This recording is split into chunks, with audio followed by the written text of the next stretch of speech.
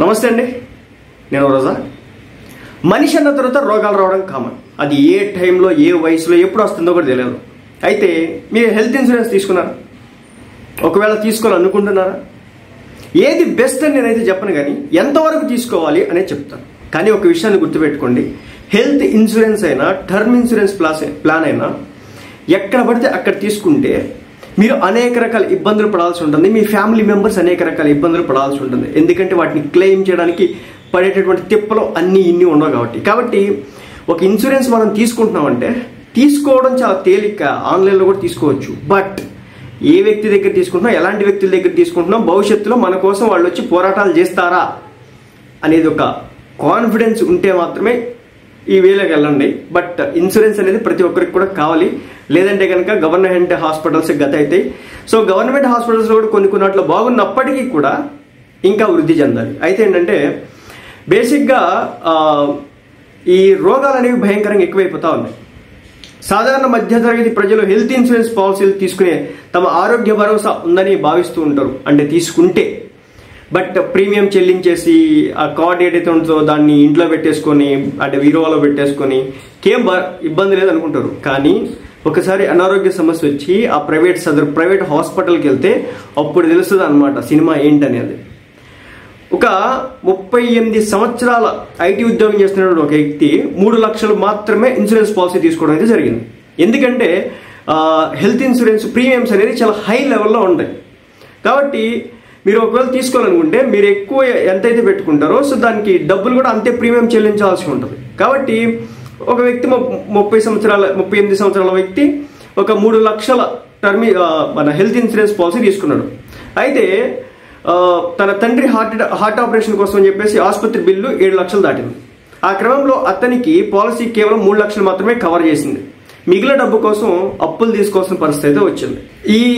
ఎప్పుడైతే మీరు ఈ ఇన్సూరెన్స్ పాలసీ తీసుకోవాలనుకుంటారో గుర్తుపెట్టుకోండి, ఫ్యూచర్ని దృష్టిలో పెట్టుకొని తీసుకోండి. ఒక 15 సంవత్సరాలు, 20 సంవత్సరాలు, 30 సంవత్సరాలు, ఇప్పుడు ఫర్ ఎగ్జాంపుల్ ఒక 30 ఇయర్స్ వ్యక్తి నెక్స్ట్ 30 ఇయర్స్కి ఎలా ఉండాలి అనే ఒక ప్లాన్ చేసుకోండి. ఎందుకంటే ఇన్ఫ్లేషన్ అనేది భయంకరంగా పెరుగుతూ ఉంటుంది. అది కూడా ఈ మెడికల్కి సంబంధించినటువంటి ఫీల్డ్ అయితే కనుక భయంకరంగా పెరుగుతూ ఉంటుంది అన్నమాట. కాబట్టి పూర్తి చిన్న చిత్తగా కవరేజ్ అయితే వర్కౌట్ కావు.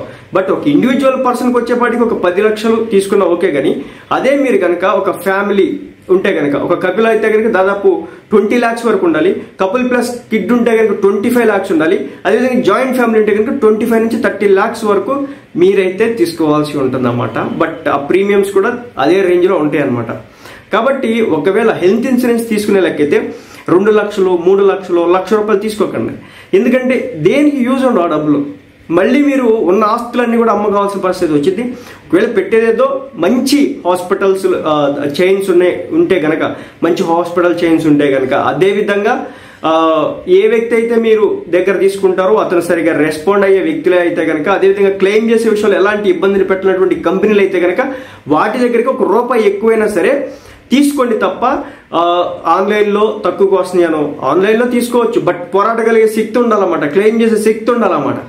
సో నేను చెప్పేది ఏమంటే మీరు తీసుకునేదో 3 లక్షలు, 5 లక్షలు తీసుకోవద్దు. వాటి వల్ల ఉపయోగం ఉండదు. ఎందుకంటే ఒక చిన్న మైనర్ యాక్సిడెంట్ కూడా భయంకరంగా రేట్లు ఉంటాయి అన్నమాట. ఓకే, కాబట్టి మీరు ఒకవేళ తీసుకుంటే కనుక 10 లక్షల పై నుంచే స్టార్ట్ చేయండి. చెప్పా కదా, ఇండివిజువల్ పర్సన్ అయితే కనుక ₹10 లక్షలు హెల్త్ ఇన్సూరెన్స్ తీసుకోండి. అదేవిధంగా కపుల్ అయితే కనుక 20 lakhs వరకు తీసుకోండి. అదే కనుక చిన్న కిడ్ ఉంటే కనుక 25 lakhs వరకు తీసుకోండి. అదేవిధంగా ఎంటైర్ ఫ్యామిలీ అంటే కనుక 25 నుంచి 30 lakhs వరకు మీరైతే ఇన్సూరెన్స్ ఏదైతే హెల్త్ ఇన్సూరెన్స్ ఉంటుందో తీసుకోవాల్సి ఉంటుంది. కాబట్టి చూసుకోండి జాగ్రత్తగా, దాన్ని బట్టి తీసుకోండి. మెయిన్ ఇంపార్టెంట్ ఏంటంటే మనం ఎక్కడ తీసుకుంటున్నాం, ఎవరి దగ్గర తీసుకుంటున్నాం అనేది చాలా ఇంపార్టెంట్ అన్నమాట. వాళ్ళే కీ రోల్ ప్లే చేయగలుగుతారు. ఒకవేళ మీరు తీసుకునేటటువంటి వ్యక్తులు ఎవరైతే మీకు